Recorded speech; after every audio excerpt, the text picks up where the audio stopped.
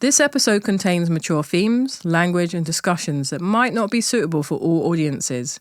We believe in open and honest conversations that sometimes involve exploring topics that can be sensitive or challenging. Listener discretion is advised.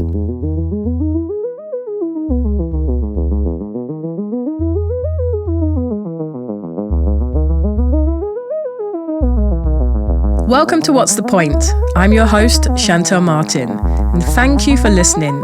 This is season 2 of a podcast dedicated to finding out why we keep creating and making art. Season 1 was full of discoveries and reflections that I took with me into the summer of 2024. During my time away from the show, I spent several weeks in New York City installing a giant walking meditation path in Times Square. I showcased my work in the Rockefeller Center and collaborated with Brompton Bicycles to create my very own bike that you can ride too. Now that I'm back to my regular life, I'm putting together an exciting lineup of guests for season 2. Join me as I sit down with artists and friends to talk about the point of it all. For me, the point of art is creating your own language. A lot of times when I shoot, I think of how's this going to look in 10 years. I don't really think about the individual colors as much as I think about how they play off of each other. Oh, the point is the journey. And I start to get a sense of what the painting is going to be like. Because the point of art is simply be just to make it. Introducing today's guest, Abel Macias, a painter, illustrator, muralist, and designer. He's been featured and collected by companies such as West Elm, Flamingo Estate, and many, many more. I always see him making strides in his artistic career. His work is colourful, beautiful, and bold.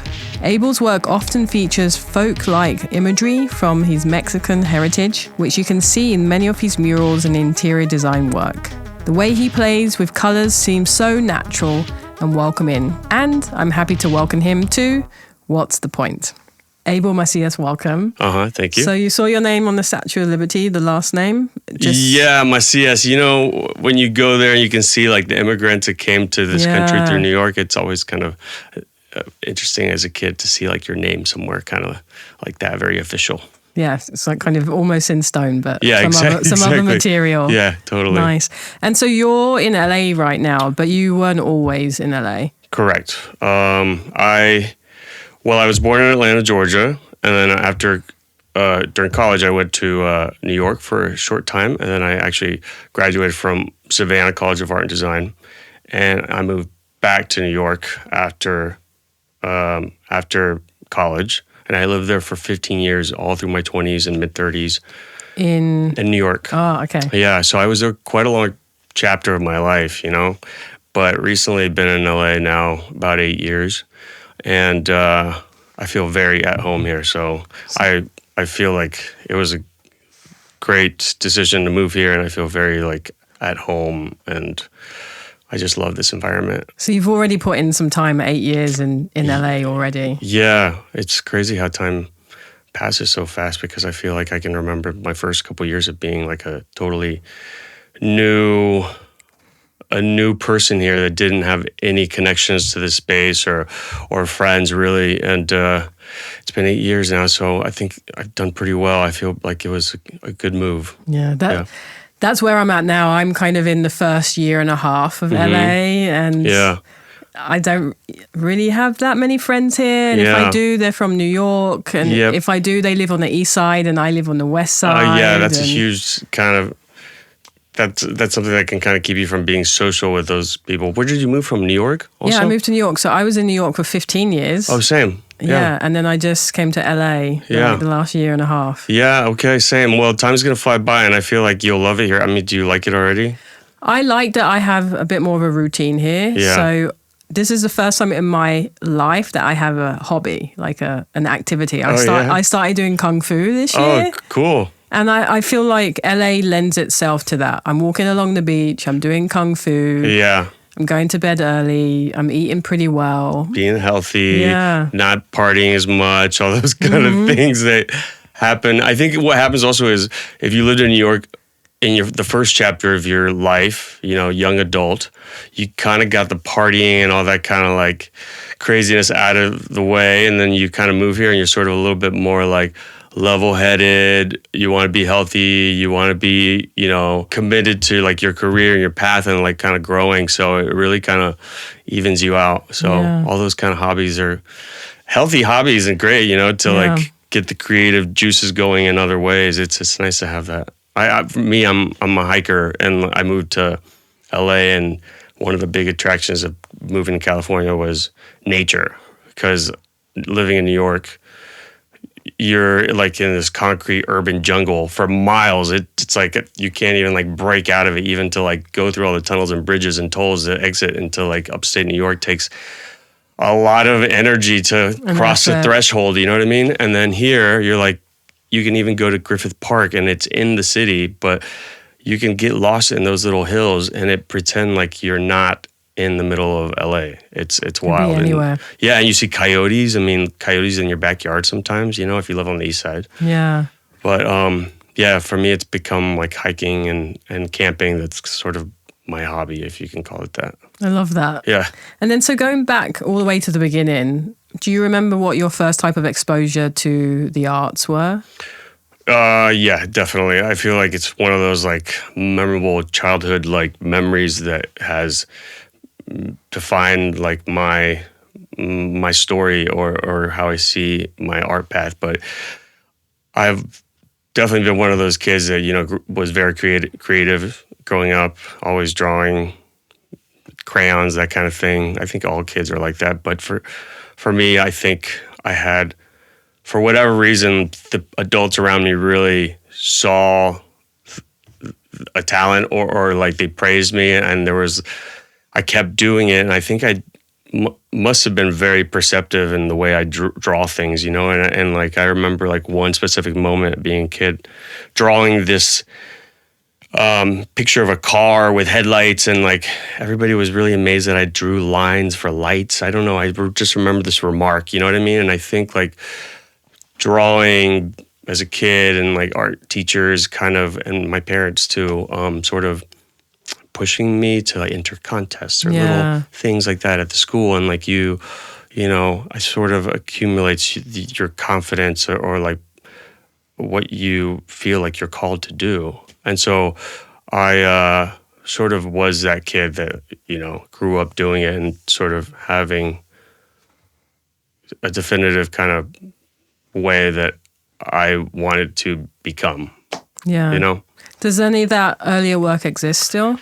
Yeah, definitely like in my mom's attic, you know what I mean? And I've seen some of it, and it's very kind of like interesting to see something you made as a kid, because you see, you have a memory of it, but you also kind of see how, if you really kind of like analyze it, you're like, oh, I still have the same mark making, you know what I mean? I still have the same way of coloring or like, really it's mark making. And I think that's an innate like thumbprint of your character, your personality, of how you like press a pencil or something like that. I think like the visual fingerprint of you. Yeah. And I think that's something that's really amazing being an artist, because you have that power of reflection to see yourself in those different moments. Yeah. So you get to look at Abel as a child, but see that core of you in there. For sure. There's something really special about that. Yeah, I love that. Do you ever get to see like old drawings of yours? I'm sure, right? I see old drawings and questions. I've always loved questions. Even this show is called What's the Point? And I'll find something that I did as a kid, and it's a question that I'm asking now. Oh, yeah, like words you wrote? Yeah, and it feels new now, the question, but I wrote it, 30, 40 years ago. And I'm like, wow, more like 30 years ago. Yeah. But there's something really continuously surprising to me about that there is this consistency within us as creative people. Yeah, I truly believe that. I've had opportunities to do like art talks or visiting students in my as an alumni in my school where I went to, and one of the critiques or things that I say to students when I'm talking to younger artists, aspiring like artists, is that you have to sort of follow your innate way of making art through your personality, and I think that can take years to discover what that is. You know what I mean? Because I think everyone is totally different in the way they carry themselves or talk or move through the world. And some people are very like quick with bursts of energy, and some people are methodical and slow and pensive. And even that has a way of changing the way you make art or you like use a tool. Yeah. And so that eventually becomes your style, whether you know it or not. Like your personality will make your style.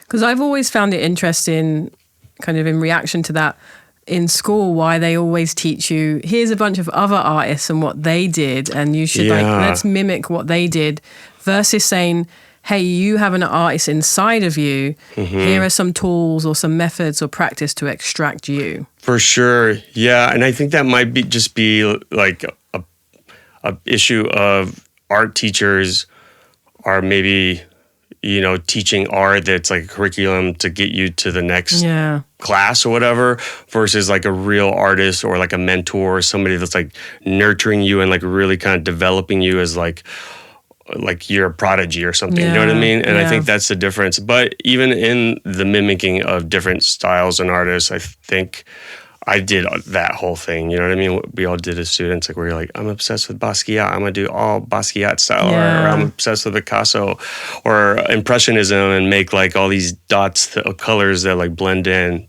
like Chuck Close. But in discovering like these new methods and mimicking like artists, you start sort of like pick things up and you trying things out is the best way to know what fits you. You know what I mean? So there is something good about making art that sort of way. Yeah, no, I agree in that. And so drawing a lot as a child, encouraged kind of from all angles, it seems. Did you have any siblings or like younger kids around you that were creative too? Or? Yeah, me and my brother, and we're both pretty similar in age. We grew up kind of, the same. We're a year and a half apart. And he was very creative too. We're both creative. We both like to draw. His style was very his personality, like super realistic. And he could take like, 5 days on one drawing, but like perfecting it. And I was like fast, making many.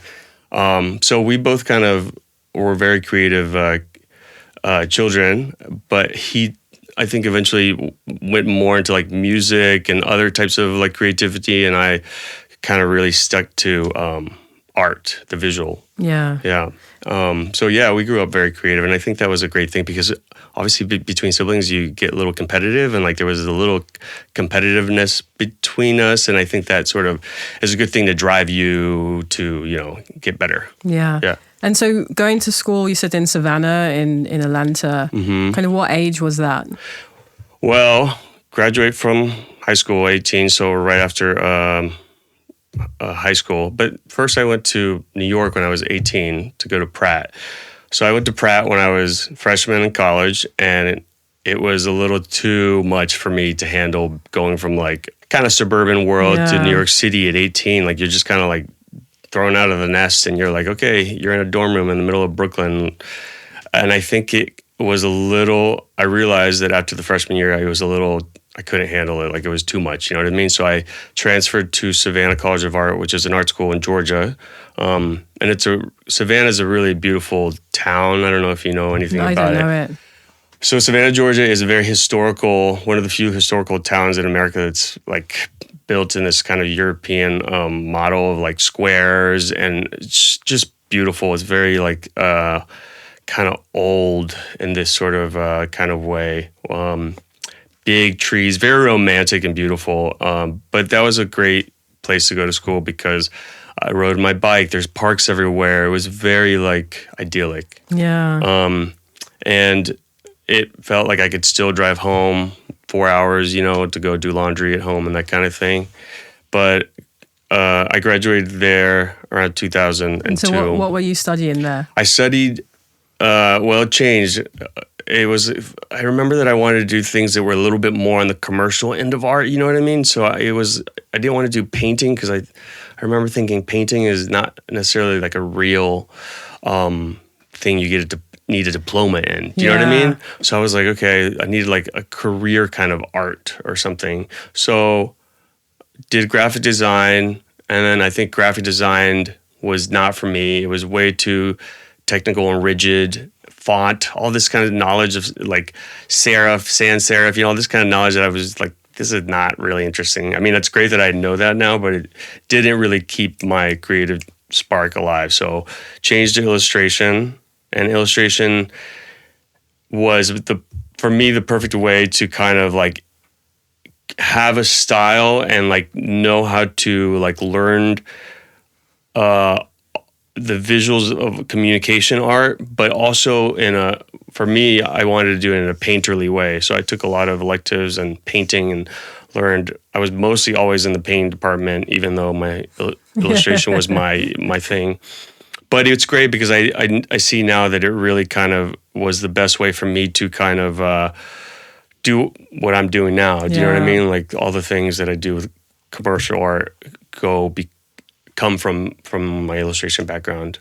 Yeah, no, I love that. I studied graphic design, but then specialized in illustration. Oh, really? So kind of a similar path. Yeah, there. very similar. I think we have kind of similarities in the way we've kind of like become artists and like made a career out of it, because I think it's important to know, and I don't think I even knew this, but now it's great, but it's important to know a little bit of like the commercial aspects of art, because you do have to make a living and you do have to find a way to sort of like use art in the way we exist now in society, right? And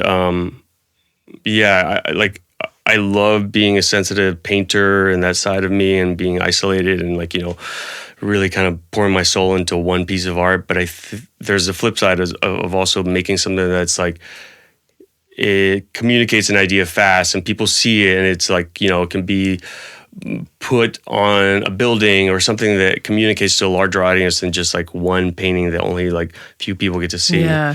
I don't know. I think that, there's something beautiful about that painting aspect of it, but it's also very romantic, because as you said, to spend all that time on a painting, you need to be in quite a privileged position where you don't have to worry about paying your bills. This is true. And you get to just really focus on that craft. And to kind of be a thriving, surviving artist, there's bills to pay, there's navigating how you get your work out there and everything in between. So, it is that kind of somewhere in the middle where you need to have the skills, those commercial skills, to just like have it be a business in that sense. Agree, 100%. Totally. And I like the romantic idea of being, a painter and slaving away on one piece of art and that thing. But you do have to make a living. Yeah. And I do respect people that like really suffer for their art, or they're like starving artists. But I also don't really think that has to be the way. Do you know what I mean? That's not the only way to... And that's why I use the word romantic, because I think people have kind of romanticized this idea of a starving artist. But the problem with that is usually there's people profiting from them. Correct. So they're not technical. Like, there's this emphasis on you should be starving and like pulling all of you into your art. But we can benefit from you because you shouldn't know anything about money, and that should be taboo to you. Right. But we'll create this whole infrastructure where we'll benefit from that. And, as you said, what if all those artists were actually supported and they could create and they could make? Like, wouldn't they come up with so many other types of ideas and projects? And, if they were just given like more opportunities to like whether it be because of the financial, money that they made to be able to expand on what their potential of art making is. But I agree. So, I mean, I see myself now as like a painter, definitely. But, I'm also see myself as like a designer, as an illustrator, as a commercial artist, and there's so many facets to the way I make art. And I think I don't think that I'm afraid of like doing all things. Yeah. And I think visually, I love the idea of like, you're in a box, but you've kind of taken that wall down, and you have all these connected boxes. So you're not necessarily put in a painter box, but you've giving yourself more freedom to be in these different mediums and different industries, and it's all connected and it all essentially is a part of you and your practice. Yeah, it has become slowly, but it took a lot of time though. I think sometimes people ask or they want to know like, oh, how did you do it? Or how did you get to where you are? Like, what's your advice on like becoming successful? And only now and at this point in my career can I say like, just do it your own way. Do you know what I mean? Really just do it your own way. Because there is no formula to success, especially in art. You don't have to get an MFA. You don't have to like do this. You don't have to be an intern. You don't have to like work at a gallery. You don't have to, do all these things that kind of get you to whatever level you imagine is a successful artist. Yeah. You sort of just have to, for me, I just found that it was hard for me because I didn't fit into like one box to sort of follow a certain path to where I wanted to be, which I don't know if that I knew where it was, but I just kind of always did everything in whatever kind of way I wanted to. And it led to here. And I think that just goes to show that you really have to do what you love the way you want to. Yeah. Yeah.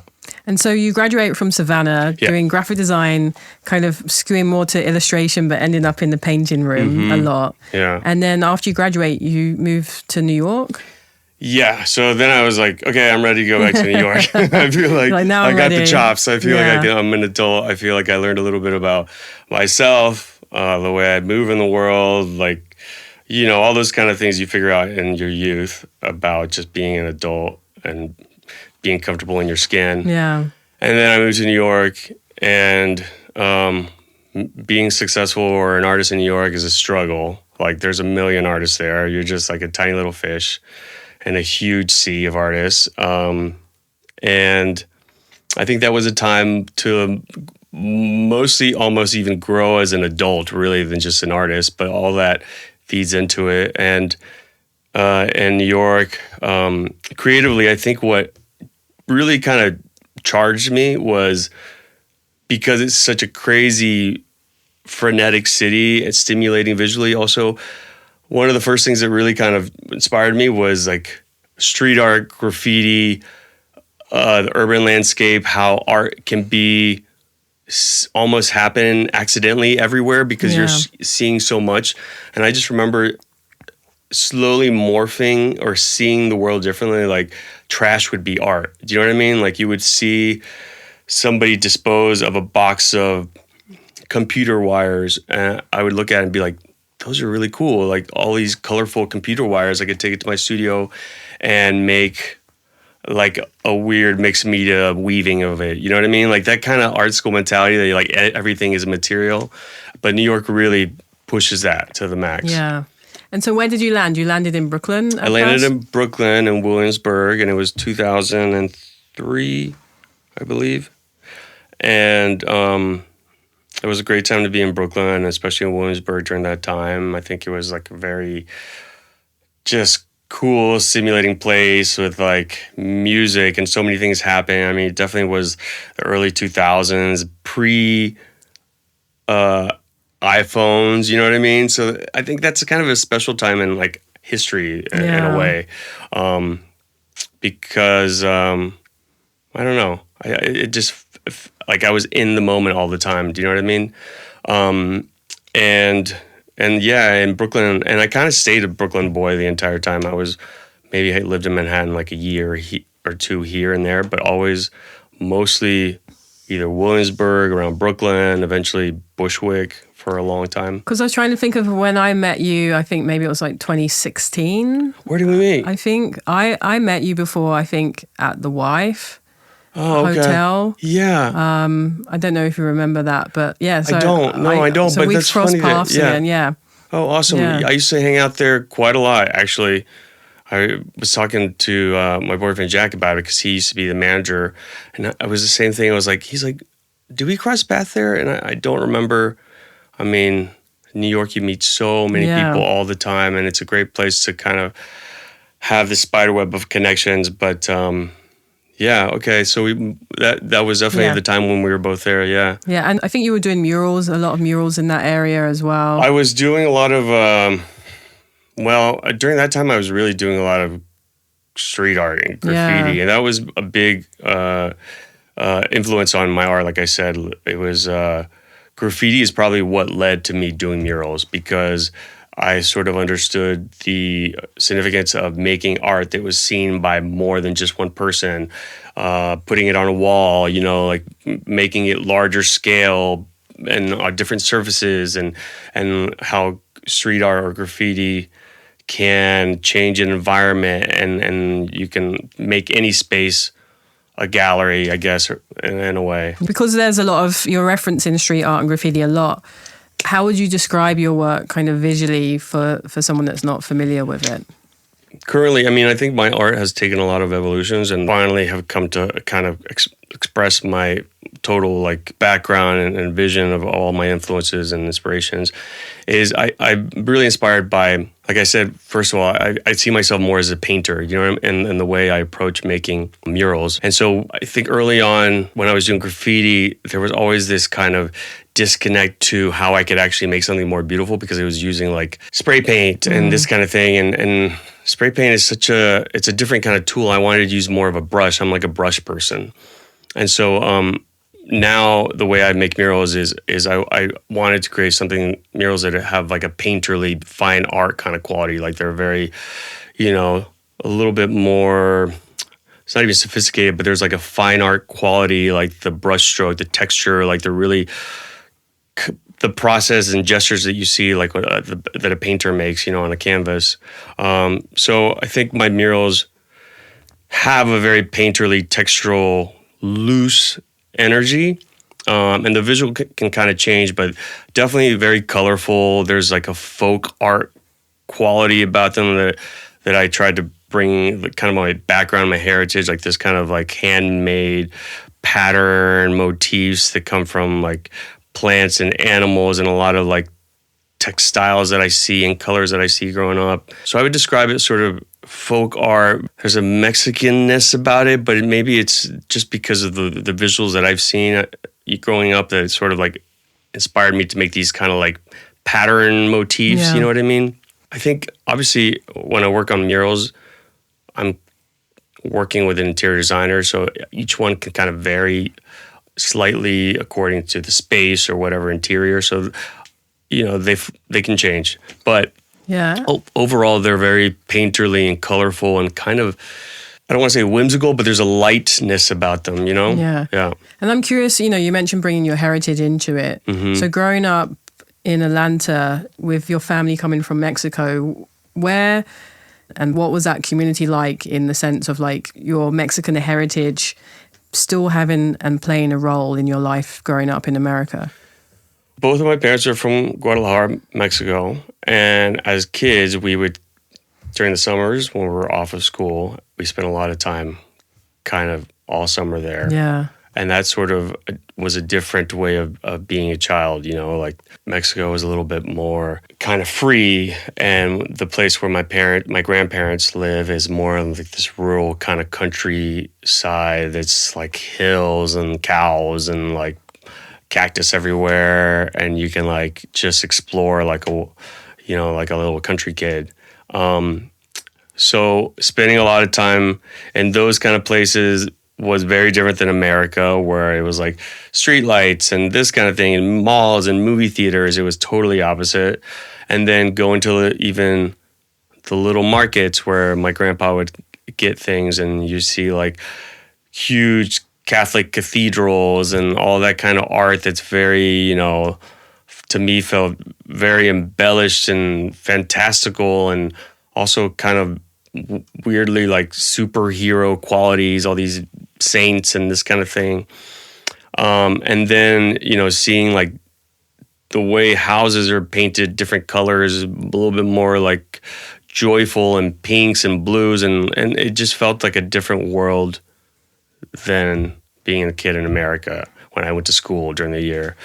So I think growing up that way gave me this kind of different home sense or cultural sense of existing. So it definitely has kind of inspired how I see things now. And I think that culture that I grew up with at home was something that took me a while to sort of embrace, I'd have to say, because growing up, when you're a kid, you sort of want to assimilate and be like American, and you don't want to be like the Mexican kids in a white, school, and like all those kind of things that make you who you are. As you get older, you're like, I love this about me. This is what makes me different. I love speaking Spanish. I love my culture. I love my heritage, and that kind of full circle is one of my biggest prides. It really is like speaking Spanish and like being Latino and being like able to kind of connect with that, because it's really what has differentiated me creatively and who I am, so all of that sort of is part of my story. Yeah, it must really expand your world as a kid, because as a kid, that's your universe, that's the world, the kind of street that you live on or the school that you go into. Yeah. But then as a kid, you got to go to this complete different world and have a whole other life and perspective, but kind of simultaneously know that those two places exist at once. Mm-hmm. Yeah, they do. It was funny. I think like maybe what happened as a kid, like all that I sort of just absorbed, but I didn't really process that. It was just like absorbed, you know what I mean? And it's not until I sort of got older that I started kind of, I think what it is, if I think about it, is like as you get older and you become a young adult and you're not living at home anymore, and your parents are like making you go back to see grandma or go back to Mexico during the summers because you're like an adult, you're living your life. I started going through a couple years of like missing that experience of also always connecting to that side of me and Mexico and that culture, that side of me. So then I was sort of like, oh, I really miss that. That's actually what grounded me and made me feel who I am. Mm-hmm. And so then I started kind of like purposely taking trips to Mexico with friends, and like some of my like New York friends. I remember we took them to visit my. I gathered them up, like a group of seven of us, and we went to Mexico to this beach town that we used to go growing up as kids. And I'm like, we're gonna have a great time. I know how to get around. I speak Spanish. Just come. And we had the best time, and it was such a great experience to like connect my American New York world to like this part of me that I used to go to as a kid. And I think ever since then, it's sort of become like, oh yeah, I really need this side of me that I grew up with, and I sort of like now I see the value of what that brings to me. Yeah, I love that. Yeah. So being in New York, how did you start to transition into kind of getting more paid projects, or like, did you have a studio kind of earlier on, or? Well, I definitely had an art studio, but it was more just a place for me to be creative and work on art projects, because I was really maintaining myself through like all the types of jobs, like restaurants and hotels and working in different kind of like freelance jobs, and all that was great. But I knew that like I wanted to be a full-time artist. I was always kind of hungry for that, and eventually, like the way New York is and the world, really, life is like, it's all about networking and who you know, and,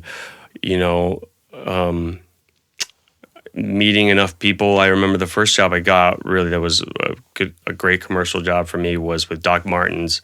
And it's because a friend worked on their marketing, on the advertising for Doc Martens. So he kind of pitched my art to Doc Martens, and they wanted to work with me. So it was a big project for me that was probably the first big paycheck commercially that kind of made me think, wow, I can really do this and really kind of like pursue this kind of art in a way that really kind of, I felt like, okay, this is the beginning of where I want to go.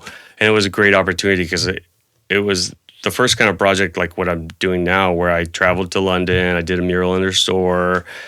Along with that was like marketing stuff, which, was in the early days of like thinking of yourself as a brand or a content, all that kind of weird stuff. What year was this? This was 2007. Yeah.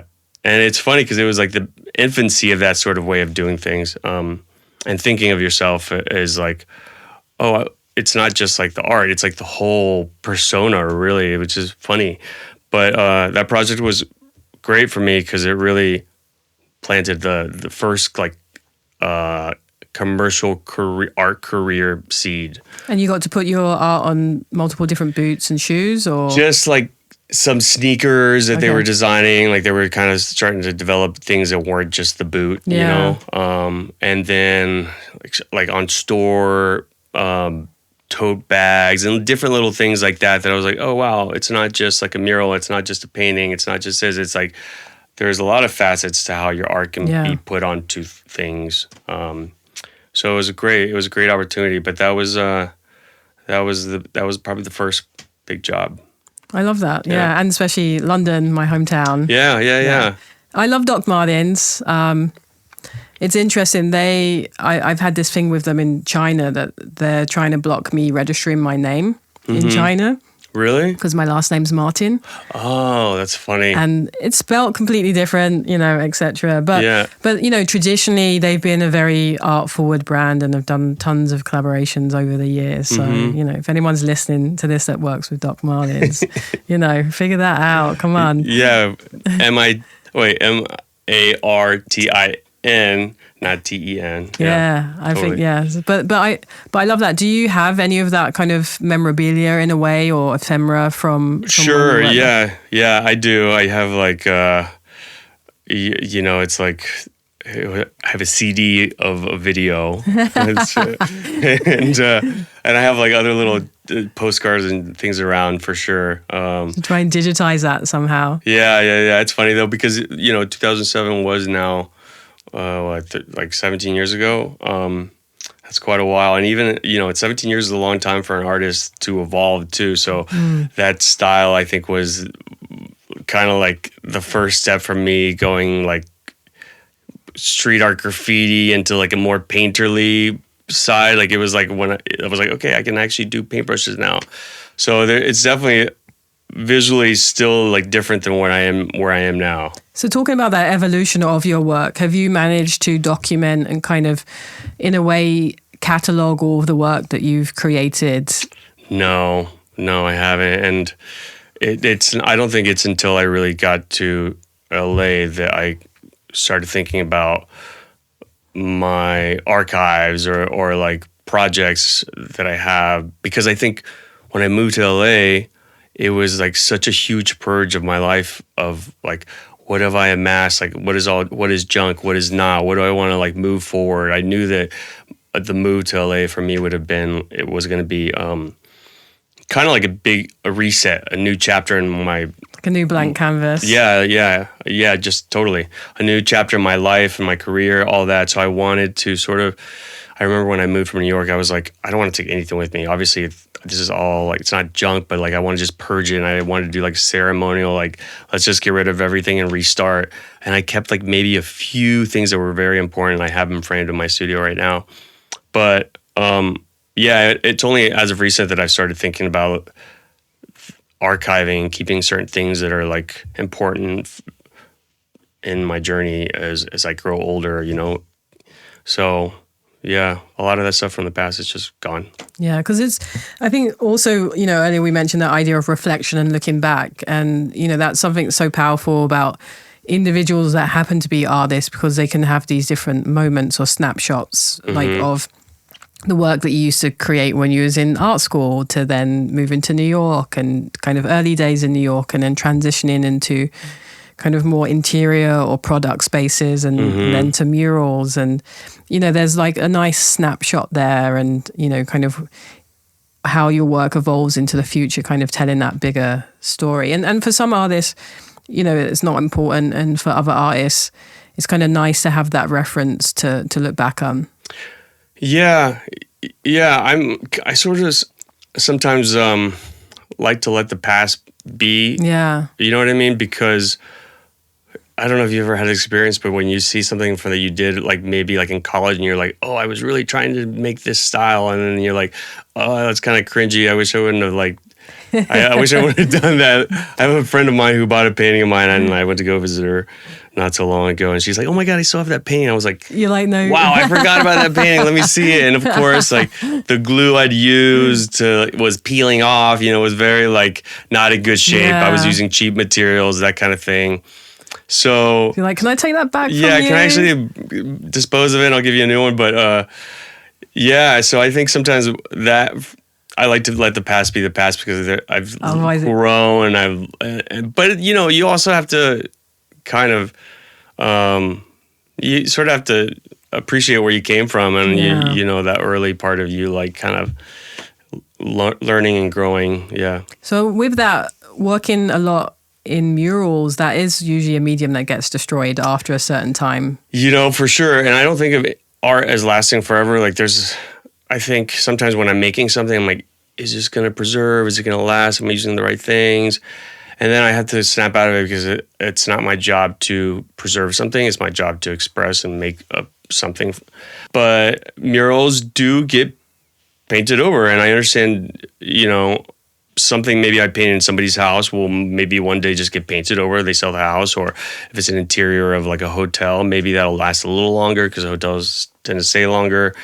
But it's not a permanent thing. I mean, maybe paintings are more of an object that gets preserved longer, but murals, it's what it is. It's sort of on a surface. So I don't think of it that way as something that has to last forever. Obviously, when I started doing graffiti, it was also like something that was like, oh, next week something covered over it, somebody scribbled something on it, and that texture that builds up, like all those layers of time visually kind of makes something cool, I think.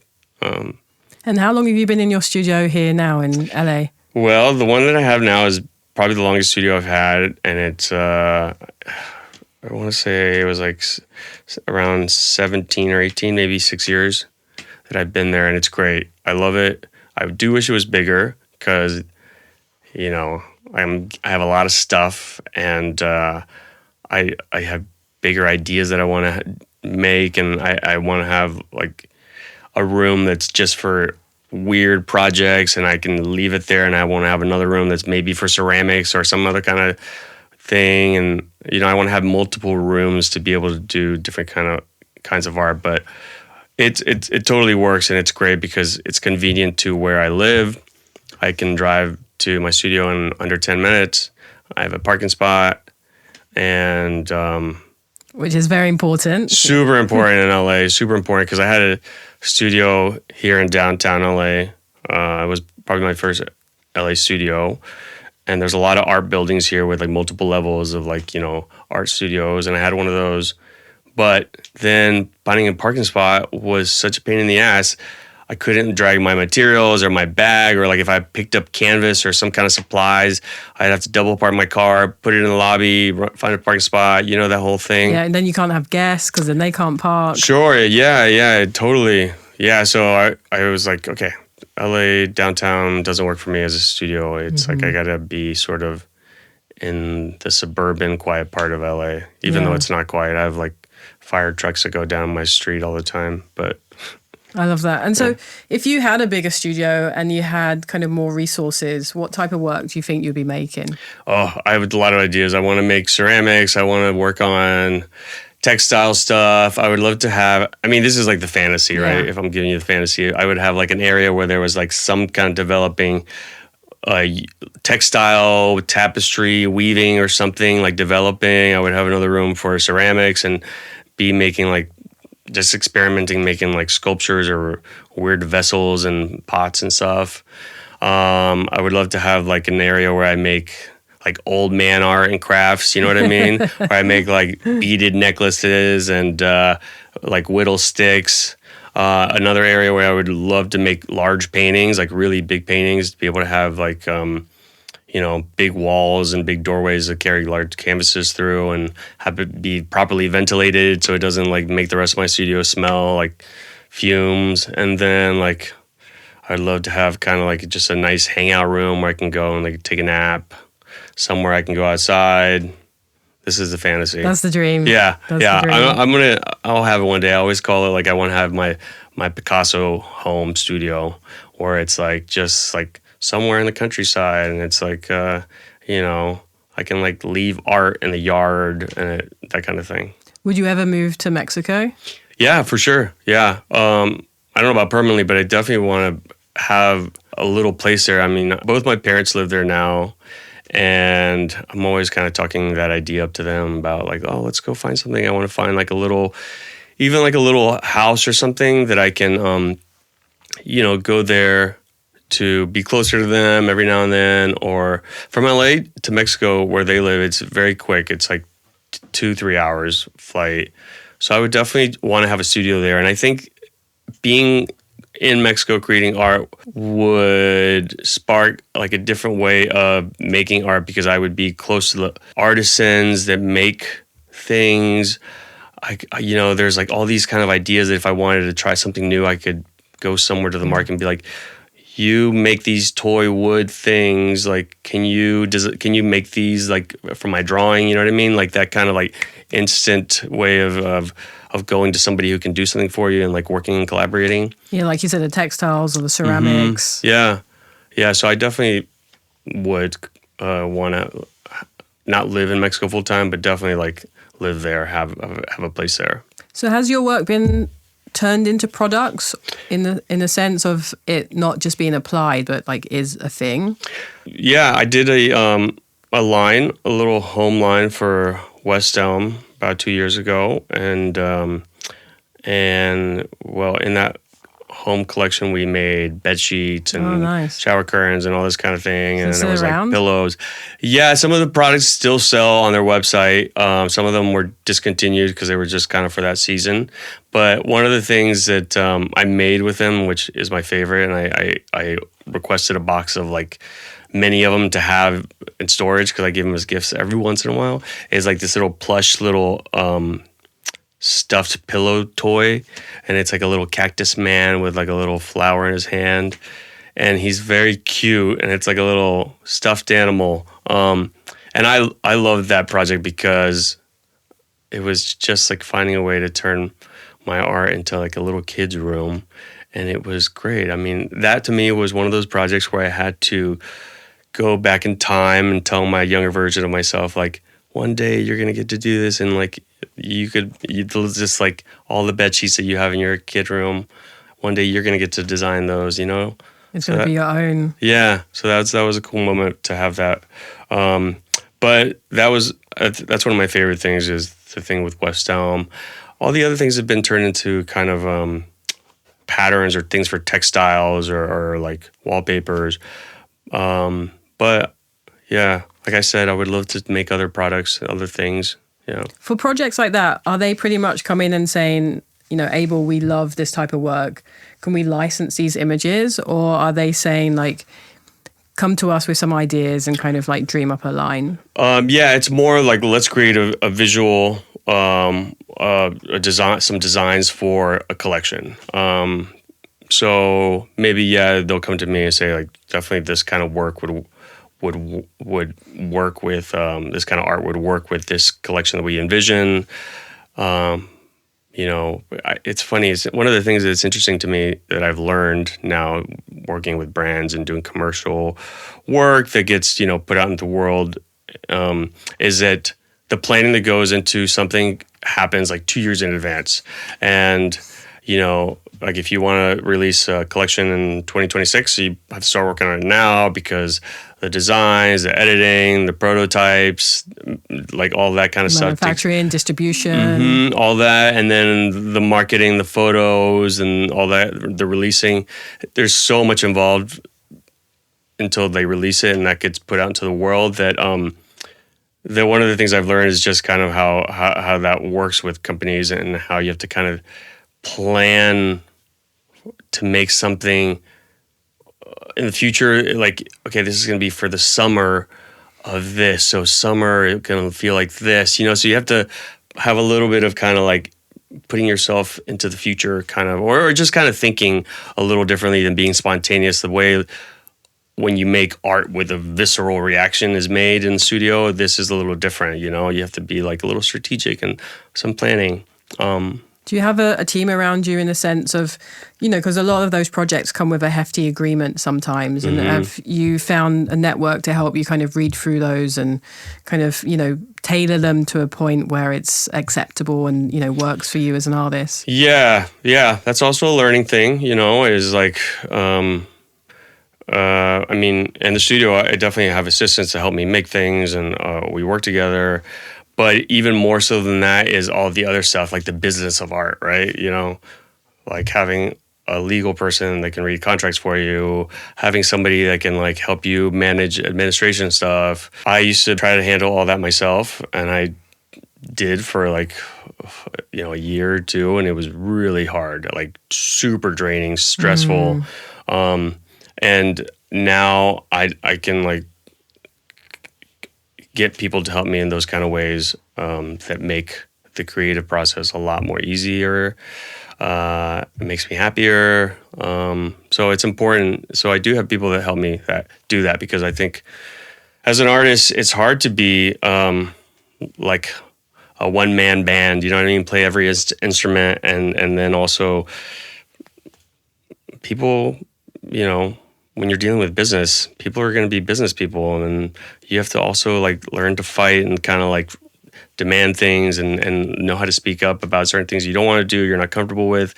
And it's always easier if somebody can kind of be that middleman. Yeah, I think something I've learned along the way is that, us as artists, we're in this till the end. But typically a lot of the people we're having interactions with are just at a company for a year, 2 years, maybe a few years max. Yeah. And so something that is extremely important for us might not be important for them, but they're going to fight for it and try and get everything that they want. But in 2 years' time, it doesn't matter to them because they work for someone else. And so I think it is important to fight for those points that are going to be with you forever, And so when you get an agreement that says perpetuity, for us, that affects our great-great-grandchildren. Yeah. But for this person, it affects them for the limited amount of time that they work for that company. So there's no real accountability or responsibility for them when they kind of, give you these terms or these agreements. Yeah, it's true. Isn't it funny when we start to learn those words, perpetuity? You're like, for how long? Yeah, what does that mean? Oh, okay. No, I see this word. I'm concerned about this. Yeah.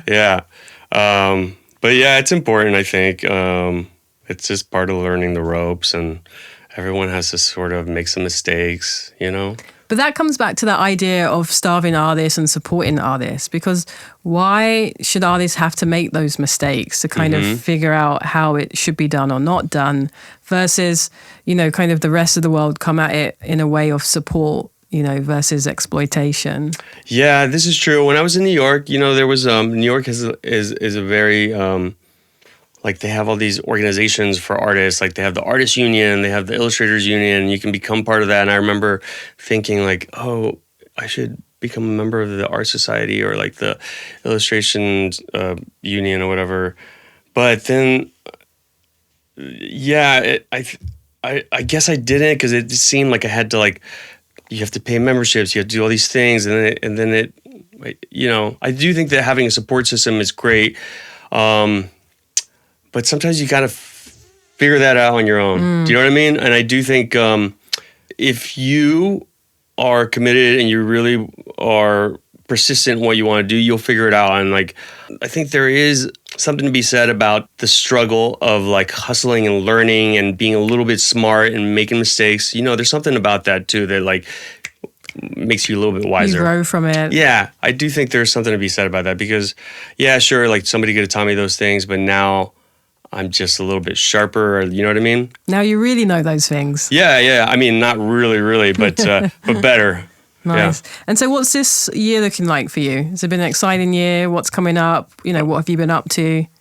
Well, this year, I guess, is halfway through. I've worked on a lot of projects the first half of the year that were kind of, I got to travel, paint murals in different places around the world, and that's always exciting, but it is, at the same time, can be a little draining, because you're taking your supplies and you're kind of in a different location where you're painting, and it could be kind of stressful because you can't find the paint that you're used to at your store, that kind of thing. But I've already worked on a few murals, and I kind of had a put the brakes on a little bit because I have a show that's coming up in the fall, and it's a painting solo show. And I'm pretty excited about it because I've had that secured now for like a year and a half in my mind. And it's like one of those things where like when you get it, you're like, oh yeah, 2024, that's so far away.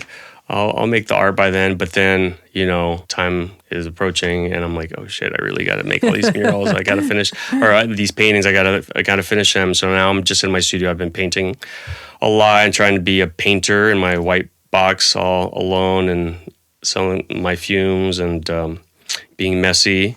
So I'm looking forward to that show because I think it's going to be a great opportunity for me to, you know, swing the pendulum in the other way and not just be like murals and collaborations with brands and do something that kind of nurtures my romantic art side. And then after that, I do have a couple projects towards the end of the year that are back to murals because I do like making murals and they are a paycheck, you know. I try to kind of balance it out. So the show is here in LA? Yeah, it's in LA, and that's another thing I'm really happy about is because it's been a long time since I've had a show, and I had a show a year ago, but it was not local, and you know, having a community of friends and people that I know here, I really want to be able for them to be able to see my show and my paintings, and I just see them in person. I think nowadays we're used to seeing art or visuals through our phone and monitors that if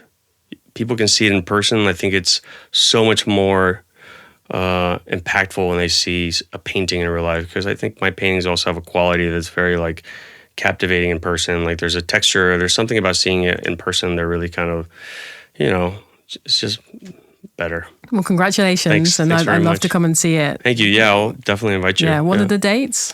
Oh, this I don't know yet, but it's in mid-October. Later in the year. Yeah, it's mid-October for sure. Okay, it's coming up. Fantastic. And so just to kind of, you know, bring us back around and wrap us up a little bit, you know, I'd love to ask you, you know, what do you think is the point of art? Oh, the point of art. Well, I think as artists, we are kind of like magicians, right? We like bring the invisible to light. And I think as the point of art is to do that, because reality isn't just what you see. It's not like, oh, I see a door, I see a tree, I see this. It's like the imagination, the magical, the mystical, the spiritual, the emotional, all those things which you can't take a picture of. Creating art is a way of sort of taking a picture of that, you know? Yeah. Yeah. That snapshot. Yeah. I love that. Yeah, thanks. And so we're going to keep an eye out for your show in the fall, 2024. And then where else can we keep an eye on you and see your work? I guess Instagram is a big place where I like try to post. Instagram for me is also kind of a fun place because I use it as a way to kind of share quick snapshots of what I see that I'm doing that kind of inspire me. You know, like I really enjoy that kind of process of sharing. But yeah, that's it really. I mean, some of my murals are public. You can see them at the Proper Hotel in downtown LA. People have to see that mural, and a lot of them sometimes are in private residences or here and there. But yeah, you can find me if you look for me. Yeah. Have you ever created a map of where everywhere all your murals have been? No, I have not. Could be fun. Yeah, maybe one day. You like points and it zooms in. Yeah. Yeah. Well, thank you so much, Abel. Thank you, Shantell. I really enjoyed talking to you. Yeah, likewise. Okay. Thank you so much. Thanks. I said I love it a lot today. I love that. So it's a day of lots of love. So that's good. You're good. So thank you. Appreciate it. You're welcome. Thank you for listening to this episode of What's the Point? Recorded at Spotify Studios in Los Angeles. Check out our website made by eat.studio. Grant Alexander Peters does our theme music, engineering and editing. Research and pre-show preparation are done by Vern Molidor and Joyce Adams-So from the Shantell Martin studio team. If you like this episode, please consider subscribing to the podcast and leaving a nice 5-star review. Don't forget to check out the show description for more information on today's guest. And you can follow myself and the podcast on Instagram at Shantell_Martin. What's the point? Know it. Don't see it. Feel it.